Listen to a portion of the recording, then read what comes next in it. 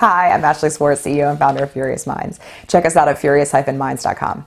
So I'm going to start with a timeless suggestion today, and that is that size does matter. In the context of our conversation, we're talking about pipes. Despite skepticism that Google can do what it says it has set out to, which is deliver 20 million households fiber services of 1 gigabit throughput by 2018. The fact that it's going to cost them over $11 billion, and that doesn't even get the service to households, has a lot of people putting that potential in question. Their foray into the marketplace, coupled by their deep pockets, however, is creating a lot of air cover for pure play over-the-top IP television and content providers. And I think there's some fertile ground there that we need to sort of flesh out and talk through as an industry. Nielsen just finished a study a short time ago that they've called sort of Zero TV. They found that more than 5 million households in the U.S. Are actually watching TV without having cable, broadcast, or satellite TV services.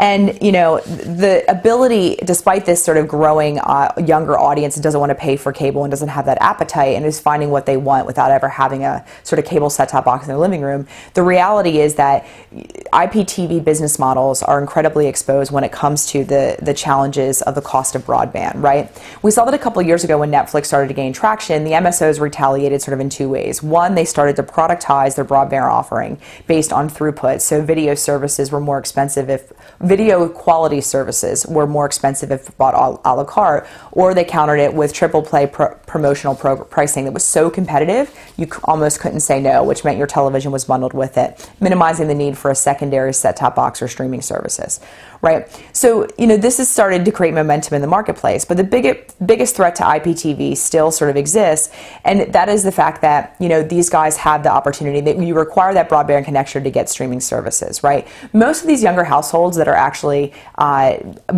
creating a process of arbitrage or engaging in it are because they don't want to pay the price of television, and the others that are cutting the cord is because they're finding they're not getting the value with their $150, $200 cable bills.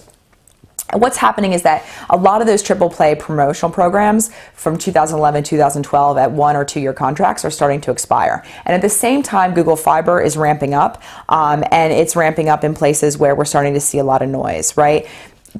Dish is a great example of their recognition of this, right? They know the legacy sort of television MSO business is incredibly compromised and exposed, which is why they just put out a $25.5 billion offer for Sprint. Being able to deliver through wireless networks a broadband connection is a great hedge to them when their sort of core cable services or MSO services are on the decline or start to be more and more compromised and exposed.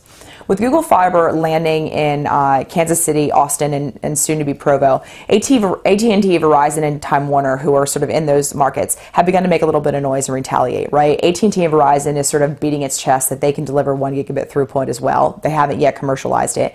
TWC is offering competitive pricing now. They've dropped prices. They're offering free Wi-Fi, and they're sort of all, you know, coming out with a lot of different opportunities. The question is, are households ready for 1 gigabit throughput, and are they, at the end of the day, willing to pay the price for it?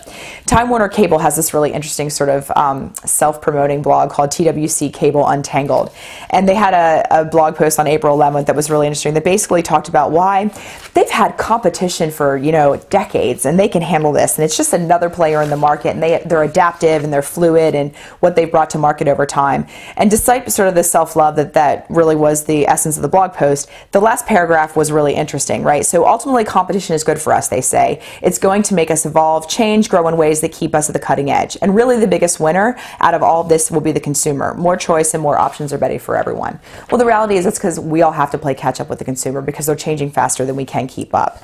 You know, what is interesting, though, is that market entry into Kansas City for Google Fiber, we saw that in Q4 of 2012, when Google started deploying its services, that according to Akamai, that broadband speeds and service increased by 84% year over year. That meant that all the other sort of legacy players in the marketplace with an existing footprint were now reacting to Google's presence in the market by delivering a better service and raising the standard.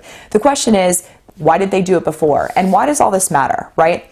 It matters because at the end of the day, television is as much about the content business as it is about infrastructure, right? And the economies of cable today, as we know it, and the sort of fixed costs of a copper infrastructure of having deployed that have resulted in incredible efficiencies and economies over the last decade, right? They pay the cost of infrastructure deployment. It's been deployed. Now every incremental subscriber is sort of jelly that just drops right to the bottom line. That's changing. We saw the same thing occur sort of at 2001, 2002 in telco when the networks started to migrate from sort of 2.5 to 3G or voice to data center devices. And the telco providers were sort of scrambling because they didn't know whether they wanted to be infrastructure providers or they wanted to be content providers. They tried content and they failed. It died on the vine, and they realized that offering a better service at a competitive price and innovating was the way to go. At the end of the day, I think that, what is most interesting about this is that all the new services that are out there, like Intel, Google TV, Amazon's new set-top box, the fact that the broadband guys are threatened by Google are going to result in the broadband prices remaining competitive and allowing the assurance that these guys can introduce and double down on investments to make television better and know they have the air cover of affordable broadband that could deliver and stream the content and services. We're shifting from a TV everywhere to a video everywhere sort of marketplace and ecosystem, right? And at the end of the day, I'm incredibly excited because all this is a shifting of the power back to the consumers. By virtue of broadband remaining affordable, they're going to get what they want when they want it because they have the pipe into their house to actually deliver it. If you have any questions, give me a shout. Thanks. Have a great day.